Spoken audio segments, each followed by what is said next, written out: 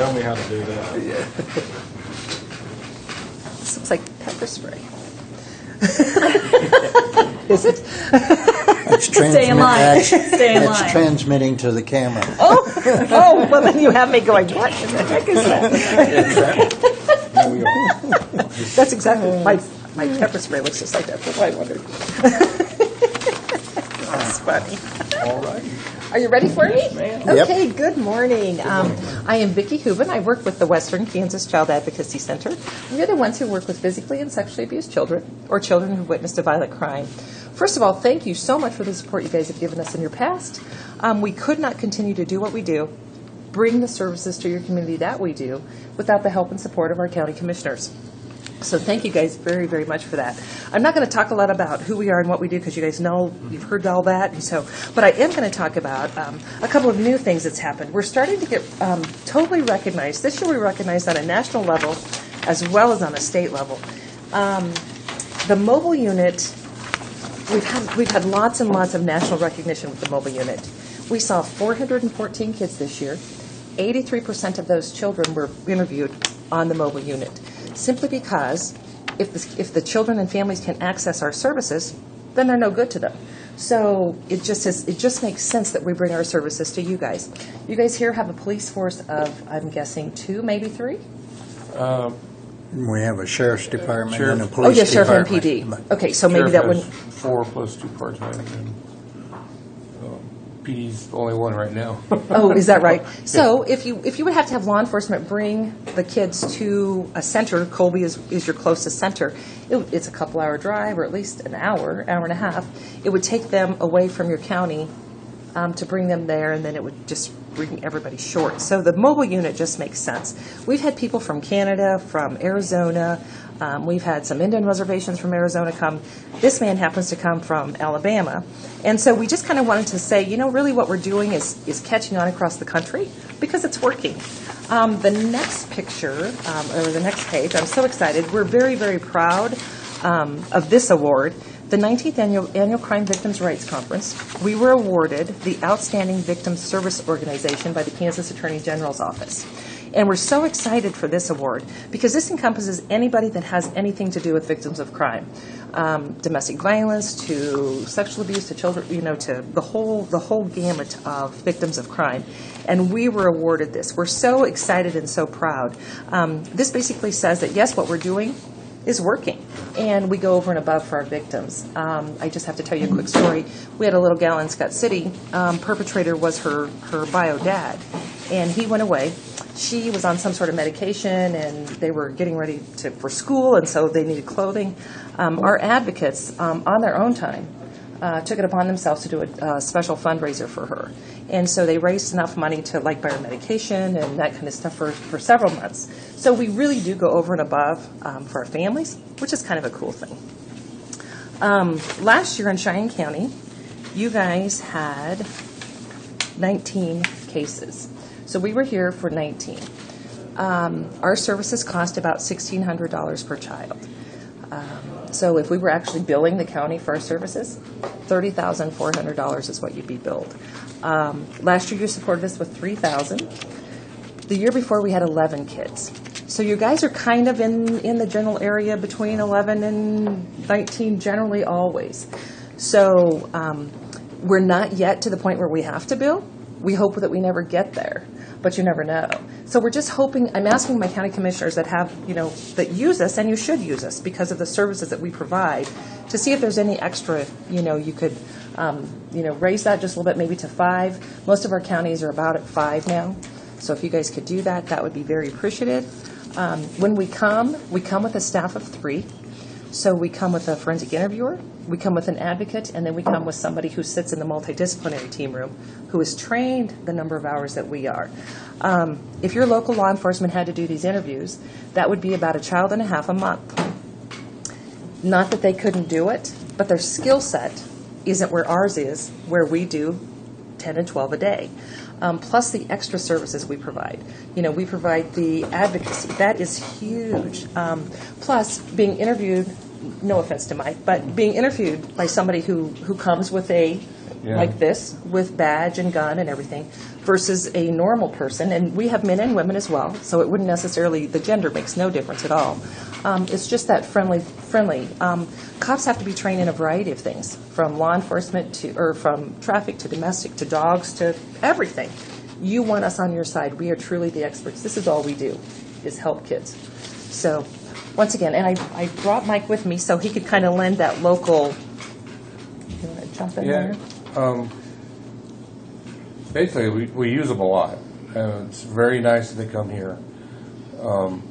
I don't know if you've ever seen their vans or their mobile units. They're very inviting and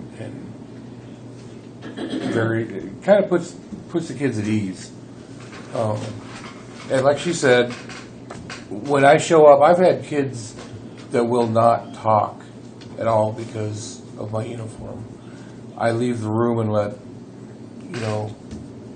the other people do it. They disclose quite a bit. I don't know what it is. I think it's just intimidating. They really help us out. Coming here, we usually only have one officer on a shift. If we have to go to Colby, that's going to take somebody, somebody's going to have to come in and cover. So it really saves us. Plus, they're very good at what they do. I've sat in on a couple of the interviews, and it's very good. Well, helps a lot with the and, cases. I was worked gonna say. with Western Kansas CAC a lot when I was at the AG's office, and their mobile units are based on scientific principles for a child-friendly environment. And locally, what I can say is, as we step up our prosecution game, as law enforcement continues to step up their game, as Kansas Bureau of Investigation continues to come into our county to help, the reality of this is our numbers will continue to go up. What they really offer is, one, they help on the investigation front first. So obtaining that interview in a child-friendly environment using techniques that have been backed up by research and peer-reviewed studies. And also their technology is vastly improved over our ability to be able to actually have, 2 different videos going to record. These interviews are important not only in criminal cases, but in child in need of care cases sometimes when we don't quite have enough evidence to file that criminal case. And always those videos are exhibit number 1, like literally They are. the Here you go. key to the case. But, as I discussed to you with this board on prior occasions, one problem we are having here is we're so small, we have so few resources, we're really needing to step up our victim advocacy and notification process. And the great thing is if they're involved, they pretty much take care of that. We do that. But beyond that, right now we have, I believe, 2 active criminal cases where Western Kansas CAC is involved. We have 2 child in need of care cases where children are obtaining counseling services. Sure. We have cases where we haven't filed anything yet, but there's active investigations either from DCF or law enforcement where they are providing advocacy and counseling services. And this is one of those things that I hate to say this because it's a sad reflection of where we're at, but I think the numbers are going to continue to increase. I would imagine over the next 2 or 3 years, as we all become more professional and trained in our other areas, that we're going to continue to spot more and more of these victims. But the other great thing is it's not just child abuse and neglect, but they are incredibly helpful if we have an incident where we're seeing an increase in domestic violence as well. True. And so sometimes interviewing the children who have unfortunately witnessed that and then helping them with the vicarious trauma of actually witnessing that, or maybe even being the victim of the domestic violence itself, is incredibly helpful. It's sad that we need Western Kansas CAC, but we do. And I would encourage if they're ever around town, unfortunately, providing Absolutely. services, you should really, reach out and see if you can go see the mobile unit, because it's pretty incredible. amazing. And we can talk about it, but until you see the process and you see what actually happens, you really don't get the whole full meal deal of what we're talking about. And thank you, Nicole. Let me touch also our therapist. We've actually hired a full-time therapist for this area, and she comes up, I know, once a week, and I think she spends most of the day here when she's here. So. We really do go over and above for our services. Have worked many, many cases with Nicole, so we're real excited that she's in your county. So, you guys have any questions for me? No. Perfect. Thank you, Mike, for coming. Thank you again so much for your support. You guys will continue to call us. We'll continue to come. It happens in every community. Child sexual abuse, physical abuse happens in absolutely every community. Some communities more, and I think it's awareness. I Yes, think absolutely. it's just, when it's just, Yeah, I don't think it's an increase in the crime. No. I think it's an increase of An increase. resources, awareness, and training. I would say that's true. Because I think even in the few months that we've been trying to focus a little bit more, we've seen More. more. And when somebody discloses, then maybe somebody else will, and then somebody else will. And so you just never know. So anyway, thank you so much for your time, and hopefully you guys will continue to support us. Perfect. Thank you. Thanks, Nicole. So good to see you. Thank you so Yeah. much. Thank you. Thank you, guys.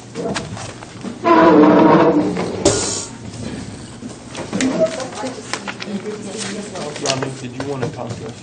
Pardon? Did you want to talk to us? You work Austin Peters? About Austin Peters here? Yeah, because Life Team's not going to show up. Okay. Let me get, Carol, did you have anything? Okay. Did you do that resolution earlier today?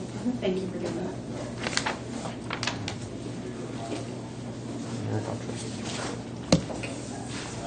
I have that meme. Okay, thank See you, you guys Nicole. later. Have a good day.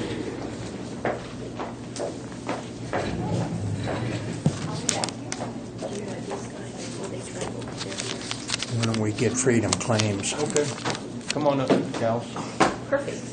We didn't even let you sit down, did we? Come on. How's everybody this morning? Pretty good.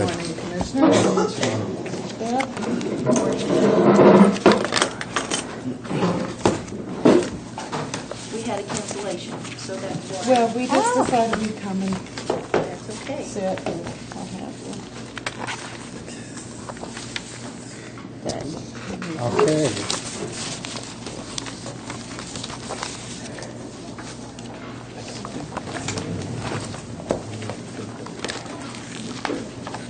Same format, same, whatever. One thing we do want to cover real quick, and Joy's going to talk about that a little bit, is the year-end numbers.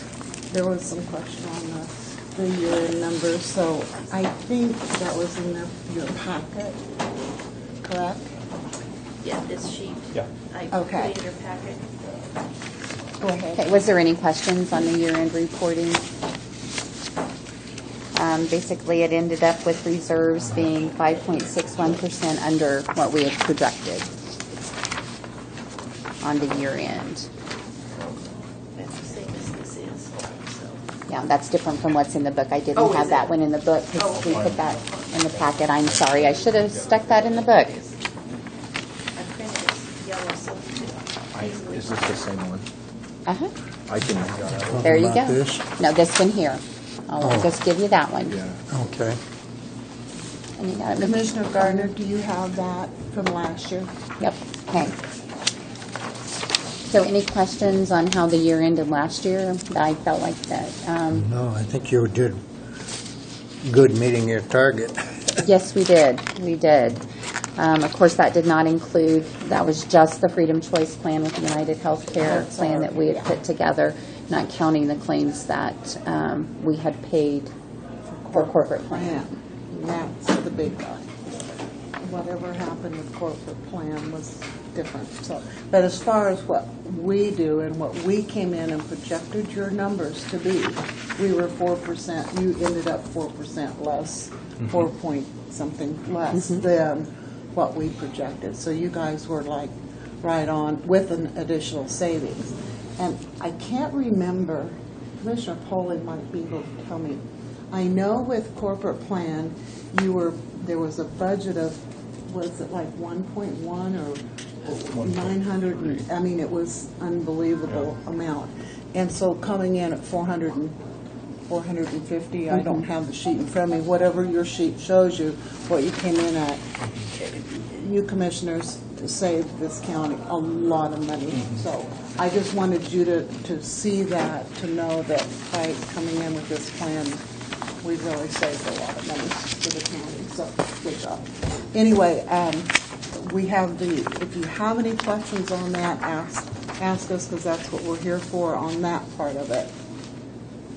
But we do have your quarterly review for you also. And that's what's in this packet that Julie just handed out.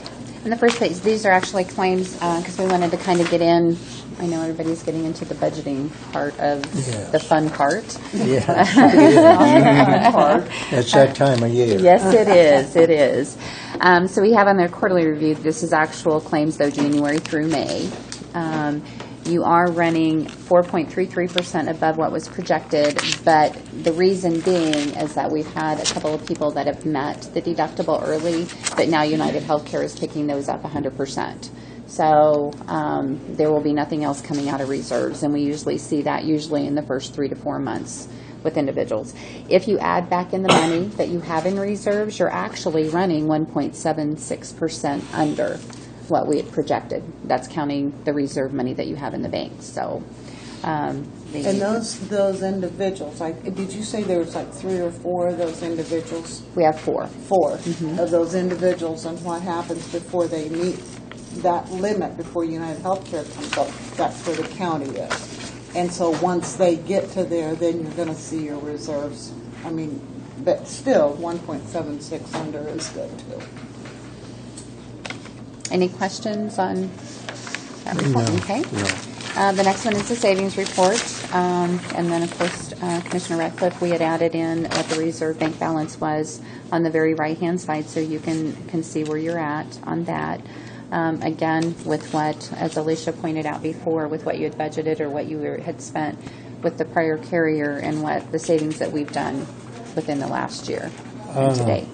Your TPA fee is increased. Is that because we increased a few employees? Yes, because our per employee per month fee is the same that it was last year. So we put on 2 new employees this year or recently, and that's what jacked that price up. Yes, the totals are based on your number of employees. Okay. Yes. Yeah. But Commissioner Radcliffe, we also reduce the percentage that we take of the percent of savings. So that's a different column that you'll see a less amount, quite a bit less amount than that column. But Julie, the TPA fee, as you just said, Commissioner Radcliffe, is based on head count. Okay. Okay? Yeah, I thought it was, but Yes, you are I wanted to correct. make sure. Yes. No, you're correct. The next one is the dental aggregate report. Again, the dental is running higher than what it had before, but we had not, because you're covering 100% of the premium, you're actually just paying your actual dollars. Over at the left-hand side is what your claims are running. It's running $25.76 per single, $96.20 for a family, $59.11 for employee and children, and $63.74 for employee and spouse. For the dental plan, though, that you have, if you would go out to the market and get a fully insured plan through a Delta Dental, through a Guardian, you'd be paying approximately probably $120 to $130 a month per family instead of $96. So you're just paying actual cost. So again, even though with what we had projected on the dental, it's running high, you're still paying less on being self-funded on your dental than you would through a fully insured program. So you're still saving money. And we find a lot of people go and have their annual dental, their checkups and what have you in the first 6 months anyway. So that probably is hitting a little bit too with the number. So that should even off a little bit too. And we just printed the top benefits and it's in dollar amounts. Over at the right-hand side is what's been paid by the plan. Of course, I always say prescriptions are always in the top three, normally the top one or two, but they're in the top three of expenses. So you have your prescription claims, so it's based on dollar amount on the right-hand column. The number of claims per line shows how many, so there was 183 prescriptions, so you can go down and see, for instance, on your doctor's office, you had 69. So that tells you how many claims we received in under each benefit. Now, the doctor's office visit, which is number 7 on this list of top benefits by groups, you'll see the doctors, 69, that is a lot of doctor visits. So that also affects what you have.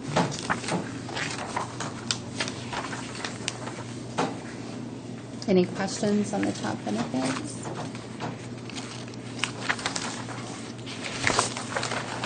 And then you have the top providers as the next report, and that's who we pay. So you can say Cheyenne County Hospital is your top provider. So you're keeping your dollars local by looking at the providers here. I do want to point out on number 3, it does show Freedom Claims Management for the 4,120. What that is that we've worked with one employee on the prescription. So if you go back to your top benefits on your specialty drugs, number 4, those amounts match. And because we pay that back to do that an internal transaction to cover the specialty medications, then it's entered in as Freedom Claims. So we haven't paid ourselves that $4,120. It is for the specialty prescriptions that we worked out with one of the employees on getting the reimbursement. That's the same as it was the last quarter report. There was some monies there on prescriptions that went back to the employee.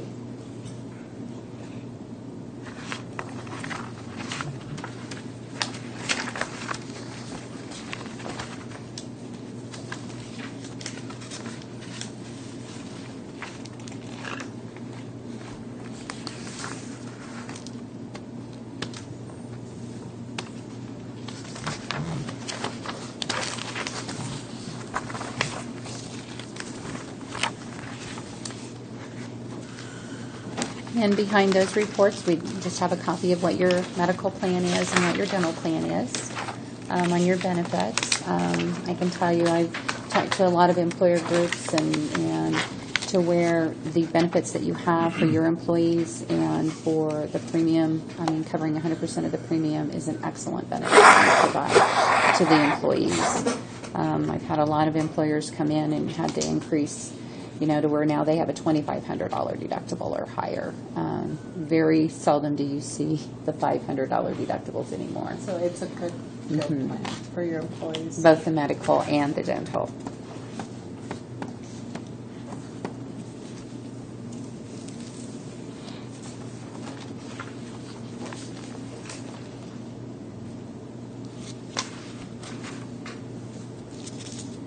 Any questions on this? I know you all are involved in the budget process. Is there any numbers or anything that we can do other than showing what is actually going on right now for your numbers through May 31st?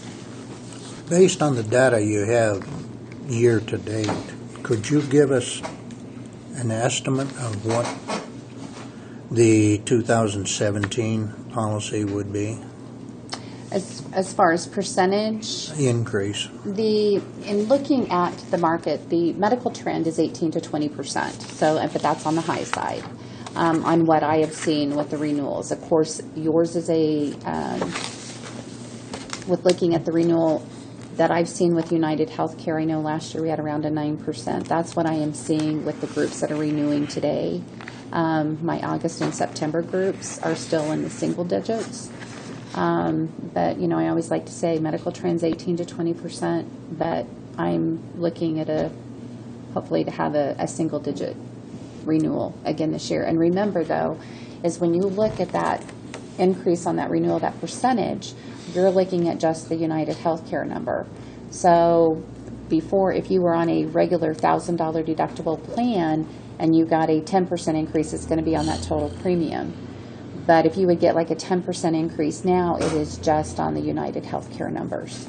So that helps in looking at. But if you look at an overall of around, the percent, then whatever you increase your reserves will help you fund that to help cushion whatever increase you might have with United Healthcare. See, last year you went up 5.8%, is that correct? Yes. And you're advocating that it'll still be single digit this year. And looking at my crystal ball, if it's right. Yeah. Well, that's our problem in trying to plan budgets. I know. We don't want to be so frugal that we run into trouble at the end of the year where we have to amend our budget. On the other hand, we don't want to overestimate and cause more taxes to be paid by our property owners. So we have a hard decision Yes, in you making do. when it comes to budget time. You do. Hard nut. The one thing to look at with the Freedom Choice Plan and coming in, and again, medical trend, 18 to 20%, and if you look at an increase in budgeting for that, the one nice thing about the Freedom Choice Plan, though, is if you budget that, and like you said, if you have to come in and you have to increase that, because maybe you don't budget enough, if you budget, say a 15% increase on that, it isn't like you've got that money and you've got a plan with a $1,000 deductible that it's all throwaway money. So you're not just paying that premium for that $1,000 deductible. You're paying that premium for that high deductible, and the rest is going into reserves. So if you say you budget in a 15% increase and you're paying this to the carrier and you're building up your reserves, then you have that reserves just like you do now to carry over into next year to help with the budgeting purpose. So it's not all throwaway money as if you had a fully insured $1,000 deductible plan. Indirect. Yeah. Yeah, I was playing with the numbers this weekend, and I was looking at what it would be for 6%. And that probably, from what the discussion is right now, might be a little low, but 9% probably would be a better, more accurate when it comes for us to project. And that gets pricey when you look at a big ticket item like medical care. Well, just keep in mind, too, that this is your see where it says total umbrella policies? Yeah. That's your premiums. And that's where any increase would only be on that amount. Not these amounts over here, just that where you see total umbrella policy rates. Now, the first column is what you were paying, the $77,484 a month. Now you're paying $29,302. So if what Julie's crystal ball is correct, 9% of that versus 9% of over here. Does that make, okay, I just wanted to make sure. The 9% would be the umbrella rate. Correct. Yes. That's United Healthcare. Yeah. So what Julie was saying is that if you went direct with the carrier, you might have this $79,000 premium, and if you had a 10% increase, that's a huge number. But even if you had a 9 or 10% rate of the $29,000 versus the $77,000, it makes more sense on how you're working your plan. So, okay. So with 5 months of data for this year, we could Almost we can have average 6. that out, predict a year, and then go 9%. Basically looking at Yeah, 10%, you're looking at 33 grand a year. So, okay, that's just another pig in the poke. Now, have you had any feedback from any employees regarding any issues they're having with claims, any issues they have? I know that Commissioner Poling, you had one that from our last meeting here. What was that on? That was a question on the timeliness of United Healthcare paying claims. Did you get the spreadsheet I sent you? Yeah. Okay. There are some providers, and we had talked about that at times, that, some of the providers is getting the claims filed to us as secondary, may not always be timely, but the claims that we had checked into with United Healthcare, those were paid within a very timely, from the time that they were submitted till the time that they were paid. We do, on that provider, there's, some of those billings are 6 months behind on getting billed to us. So if a provider is behind on 5 to 6 months on getting it filed, then, then the carrier and Julie, if they have their 30 days or 60 days, it seems like 6 months has gone by, but, okay. So I just Well, it didn't. is, but it ain't your fault. I mean, if it took them 5 months to file it in one, that's still 6 months. As far as, yes, Yeah. with the provider. With the provider in it, yeah. We don't have any control on their getting their bills out, so. But if you hit, most of the employees will contact Julie or in Julie's office or myself if they have any issues, so that hopefully that keeps that off of you and I refer them to you guys.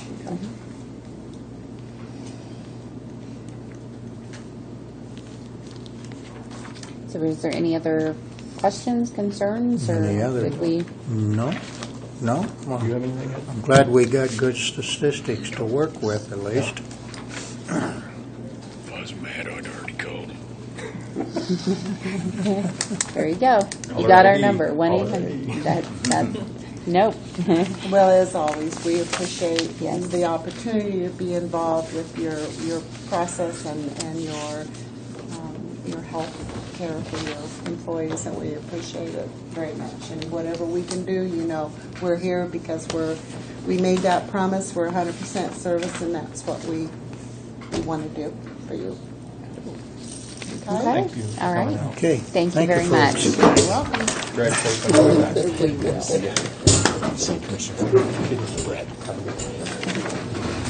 Thank you. Thank you. John. Yeah.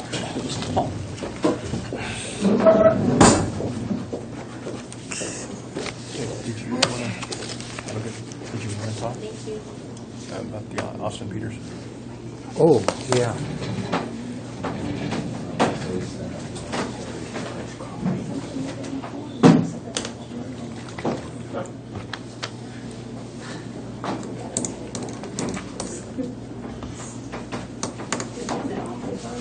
You should worry about that, didn't you?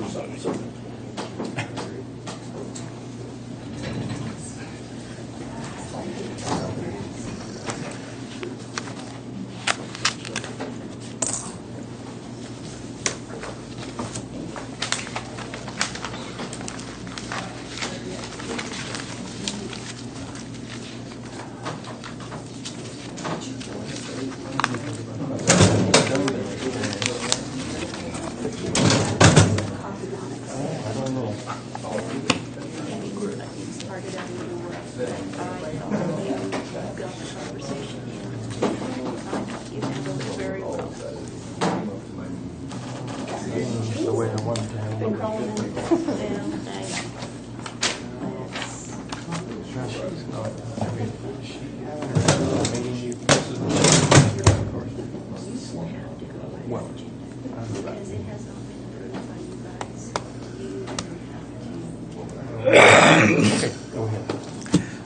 What I'd like to discuss is page 3 of the Austin Peters review on compensation. They made 4 recommendations. Okay. And I'd like to discuss those 4 recommendations. The easy one is make no changes in the benefits package. Okay? The 4th recommendation that I'd like to do next is really simple. The fire department currently gets paid after 4 hours on scene, and we had that massive fire out at Schultz's where he lost over 450 bales of cane. they were on scene for, I don't know, all night. But this recommendation is that it be after 2 hours rather than 4 hours that they get paid. Do you guys think that is a, if so, I'd like to bring it to a vote, and we vote that in as We're a just change. changing it by 2 hours then? Yeah, we'll be Okay. changing it by 2 hours. And that's consistent with the other counties. Okay. Okay, the motion is that the hourly pay will be after 2 hours on scene for fire department. Second. All those in favor signify by saying aye. Aye. All opposed, same sign. Okay.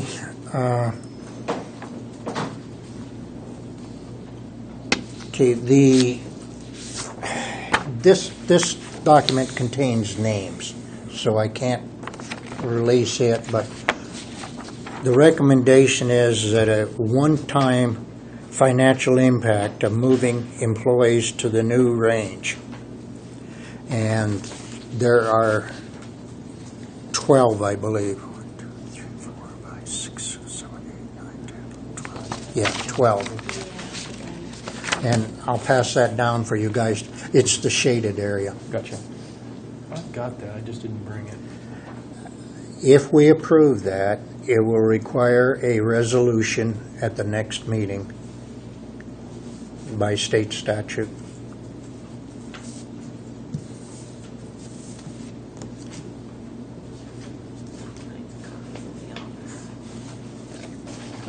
You've of course looked at that. I think we need to address that.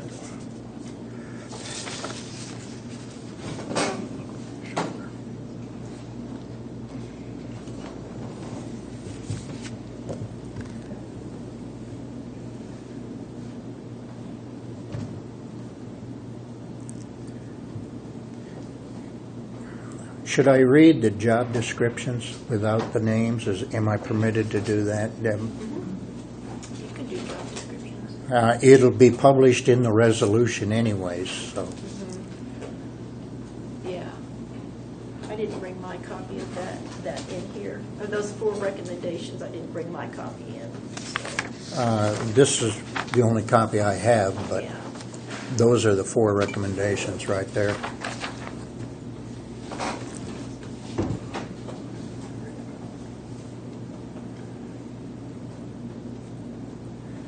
And the recommendations are in hourly rate, they're not in salary range, but yeah, you can always Take adjust that one off. You can always adjust that. I know what you mean. Have you reviewed this? I got a little bit. Do you concur with it? Most With the of it. exception that you noted that you don't want the full raise. I got to stick where Okay. I'm at, so. But you guys can do whatever you want. All right. The job title is county clerk. The hourly adjusted rate will be an increase 73 cents. The deputy clerk, the pay increase will be 89 cents an hour. Accounts payable clerk, 41 cents an hour. The county treasurer, $1.93 an hour. Motor vehicle tax clerk, 41 cents an hour. Register of deeds, $2.88. County commissioners, $2.09.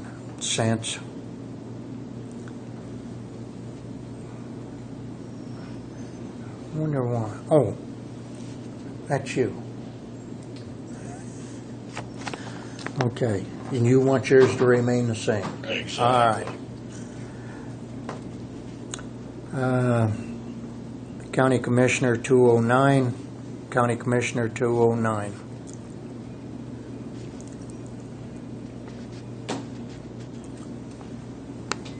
County Attorney, $4.44. County Sheriff, 73 cents.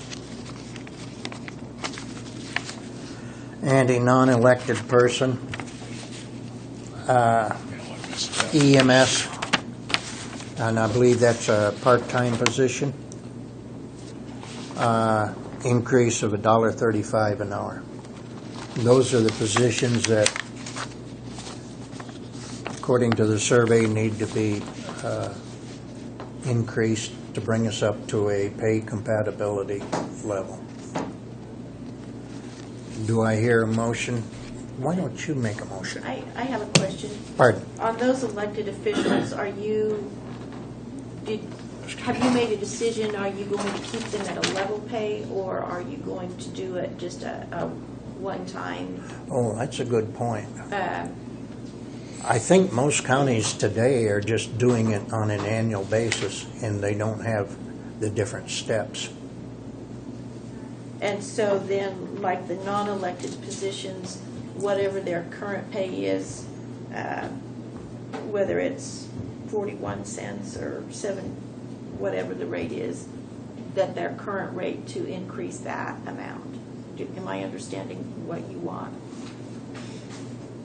Well, on this particular one, that non-elected person is below the minimum. So you're saying just to add that amount to what they're currently being paid? Yes. Okay. Yeah. Okay. But in redoing the difference between the elected and the non-elected positions that you just named off, some clarification from the board in redoing that would be helpful. How do you guys feel on that? Would you want just a straight salary each year, and then after this adjustment, it'll be done strictly on the cost of When are you living? figuring this is going to take effect? Pardon? I say, when do you figure this will take effect, this year, next year's budget, when? This would take effect on July 1st if we approve it.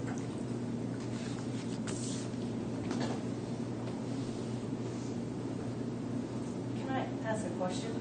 Yeah. Off of that wage study that was public information to all of us, wasn't there other positions that were underpaid according to Austin Peters? No, there was a salary range, which I have this here. There was a minimum salary range and a maximum salary range. These positions that I just mentioned are the only ones that fall outside of this range. So everybody else is falling within the range. Does that make sense to you guys? Yeah. And this was in the package that was distributed, 6 weeks ago? By now, everybody should have had a chance to look it over.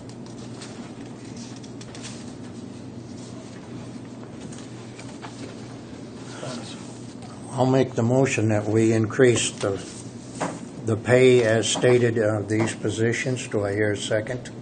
Second. All those in favor signify by saying aye. Aye. All opposed, same sign. Nay. Aye, yeah, gotcha. And the effective date, you said you wanted July? July 1st.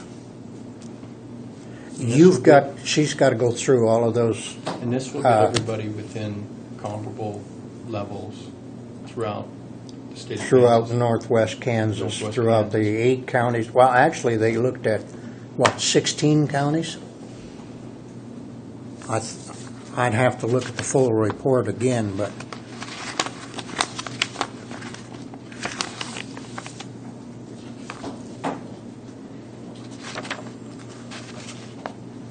it's in here. I know it is.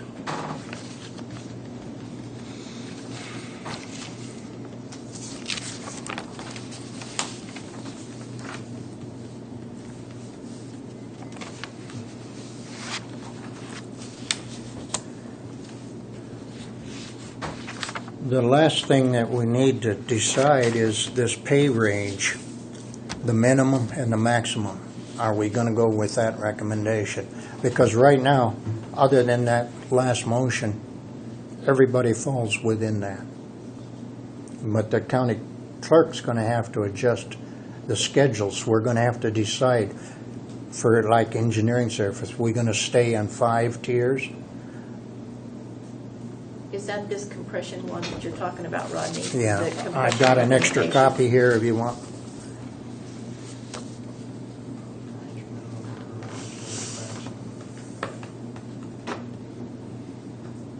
Okay.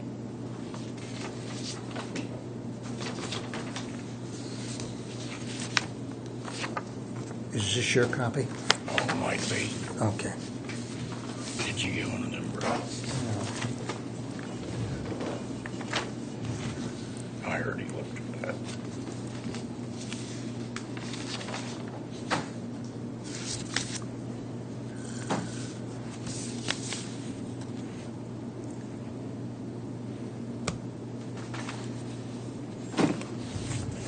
Do you want me to make a motion on the range? What is, I mean, Yeah, go ahead. I think it's better to have it in the minutes. you feel that way too? I mean, which one are you gonna go by, the top one or the bottom one? Okay. You're making the motion? No, I said go ahead. Oh, okay.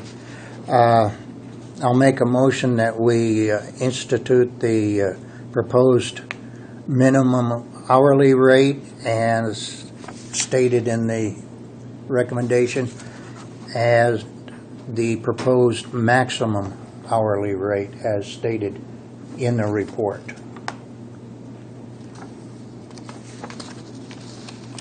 Second. All those in favor signify by saying aye. Aye. I wanted to look, I'm gonna say I'm gonna say nay on that. nay because I want to look at it more to Rodney. So the proposed ranges you don't like. I'm not saying I Not don't my like it. range.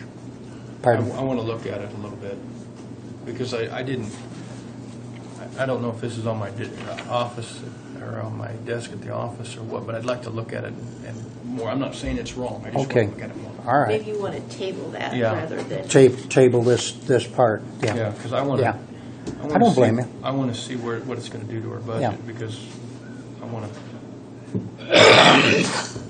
to get the budget down. So, okay. What else did you have, Rodney? That's it. That was the 4 That recommendations. that was it. I'm going to look and make sure I've got these. If I don't, I mean You should. copies. If not, Okay. Yeah, if you feel uncomfortable, by all means, look at it. I'll print you another copy. Did we need to get the in here to discuss this? Are we going to have a meeting this afternoon or not? I cannot. Well, if, I have some questions I'd like to discuss with him, but I don't think really we need to have an afternoon session. They're here. We set them up in the sheriff's office, the old sheriff's office downstairs, because they had been meeting in here. Okay. So they're on site. We just need to go down and get them and have them come out and have Dolores come All right. I guess we can ask them the Make questions. damn sure I don't get an in. Go get increase. them. Yeah. I'll end up losing out Yeah, a lot more yeah, money than yeah. I'm paying there. You want it to remain same? I Yeah, want mine to stay yeah, the same. okay. I'd end up losing more than I'm gaining. When do you turn 65? 8 more years. You're a youngster. I Okay. had to figure, because I just said, Do we have anything else? Aren't they going to get Austin Peters? Pardon? Aren't they getting Austin Peters or something? This is the Austin Peters study right here. yeah, that's what he was going over. Yeah, yeah, Okay, so what did Deb do?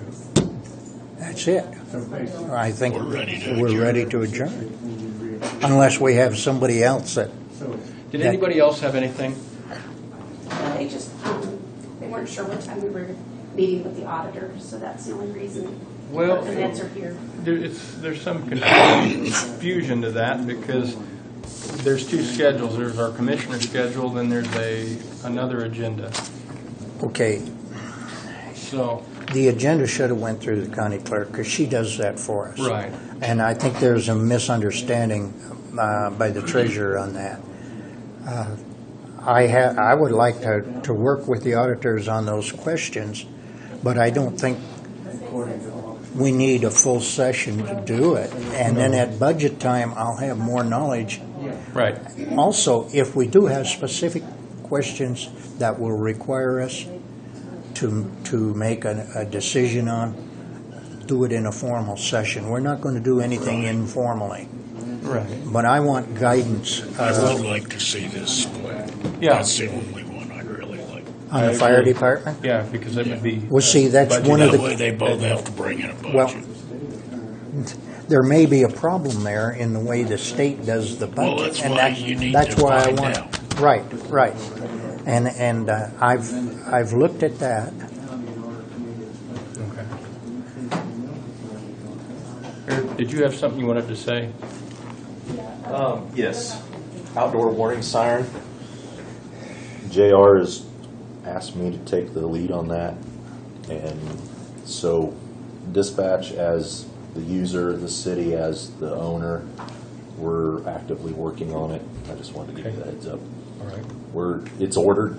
We're looking at another probably 5 weeks. I'm going to go to the hospital board on the 23rd and ask them if we can put a pole in the hospital property. I don't think that'll be an issue, but I have to ask them first. So Screw the mental health people down in the basement. that will centralize the siren, and the company highly recommended we get it away from the dispatch. So Okay. it's a little tough to hear up there where it's at. Yes.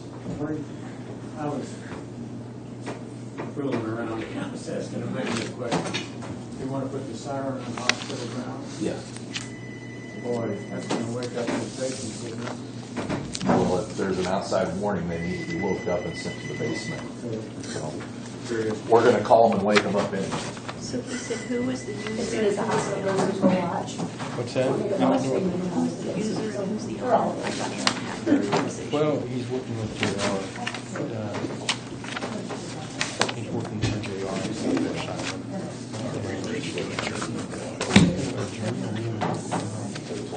No, well, I mean, this is, you can include this in your meeting if you want to. Well, let's go ahead. Let's address some of these since he's here. Okay. John? Okay.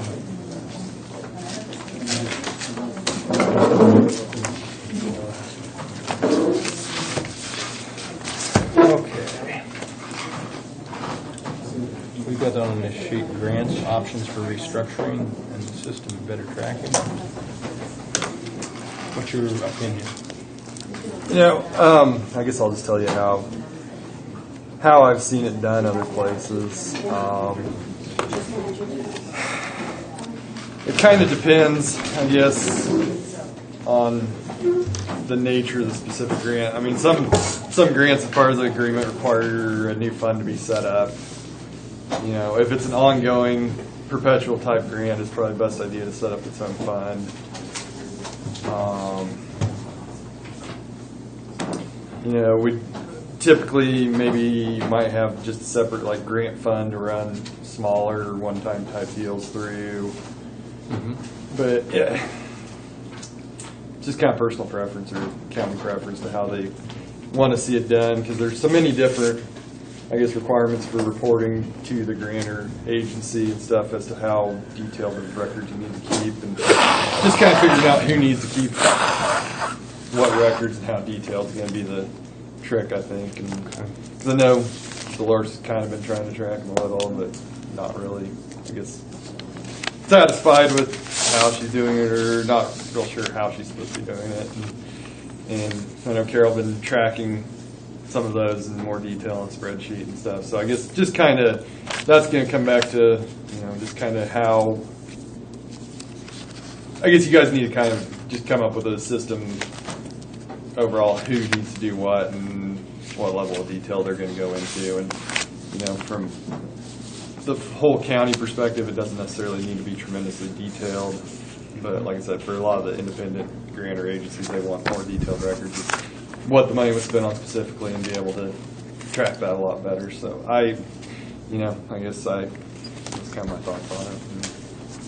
Well, just kind of a history of how grants got started in our county system and why it's being done the way it is. It doesn't necessarily have to stay that way.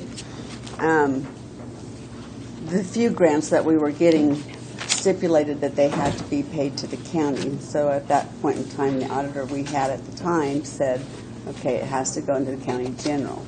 Right. So it was made part of the county general. Which made it hard to get back out. Which, I mean, now that we've got more grants coming in, I mean, through the years we started getting more and more, and we were